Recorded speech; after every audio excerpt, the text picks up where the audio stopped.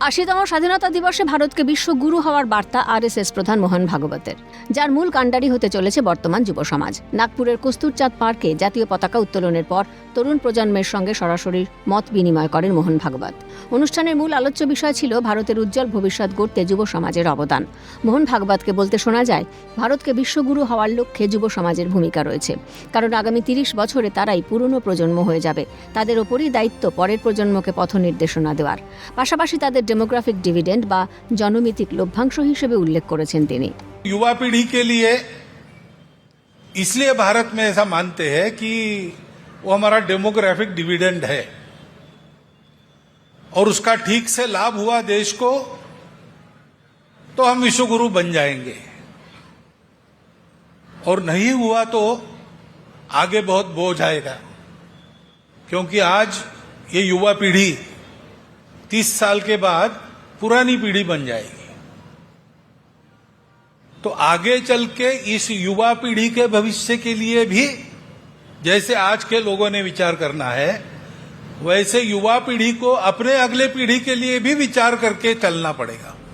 জাতীয় পতাকা ও এর রং দেশের সকল নাগরিকের জন্য বিশেষ বার্তা দিলেন তিনি। মোহন ভাগবত বলেন, ভারতকে সমৃদ্ধ, নিরাপদ এবং স্বনির্ভর জাতি হিসেবে গড়ে তোলার জন্য দেশের নাগরিকদের এই বিচার করা দরকার। এটা আমাদের দায়িত্ব, বিশেষ করে যুব সমাজের। तो भारत की आन बान शान की जो गरिमा है, उसको जो ऊंचाई चाहिए, उसको जो प्रकार चाहिए विकास का, उन्नति का जो पैमाना उसके लिए चाहिए, उसके आधार पर हमको अपने देश का और अपना स्वयं का विचार करना पड़ेगा। हमारी दृष्टि के आधार पर उस लड़खड़ाती दुनिया का संतुलन ठीक करके उसको आगे की राह दिखाना, ये भारत के नाते अपना दायित्व बनता है। इसके लिए हमको तैयार होना है, तो उस खतरों को मोल लेकर उसको यशस्वी करने की हिम्मत भी चाहिए।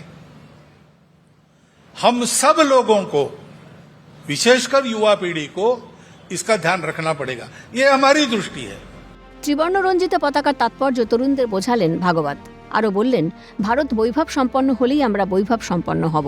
জাতীয় পতাকা গেরুয়া রং মানুষকে আত্মত্যাগ ও নিষ্ঠার প্রয়োজনীয়তার কথা মনে করিয়ে দেয়।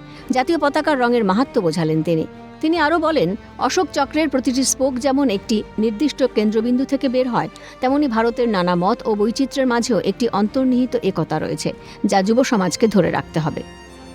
हम तब वैभव संपन्न है जब भारत वैभव संपन्न है, और इसलिए हमको जो विश्लेषण बताया गया अपने राष्ट्रध्वज के रंग का, वो याद रखना पड़ेगा।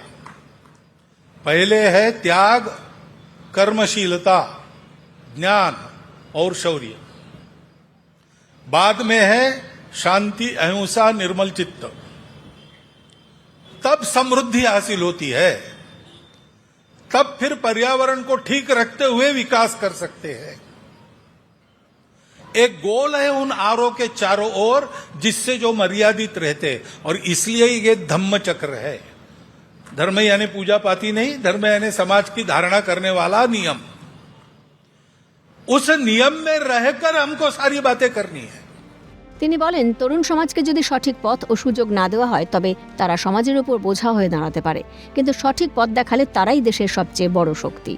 आगे अपने काम में, अपने परिवार के काम में, अपने देश के लिए भी यही आपका साहस, हिम्मत, और बाकी दुनिया जिसको अविचार कहती है, वह साहस काम में आएगा। অন্যদিকে কলকাতার আরএসএস কার্যালয়ে স্বাধীনতা দিবস উপলক্ষে জাতীয় পতাকা উত্তোলন করেন আরএসএস এর সর্বভারতীয় সাধারণ সম্পাদক দত্তাত্রেয় হোসাবোলে। দেশের ঐক্য, অখণ্ডতা এবং নিরাপত্তা রক্ষা করার জন্য সকলকে শপথ নেওয়ার আহ্বান জানান তিনি।